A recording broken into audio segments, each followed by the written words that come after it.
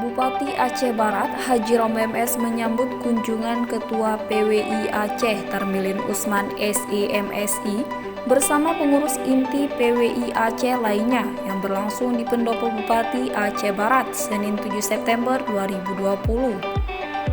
Bupati Aceh Barat Haji Romli MS mengatakan dirinya sangat mendukung keberadaan PWI dan berharap PWI dapat terus bekerja sama dengan Pemkab Aceh Barat.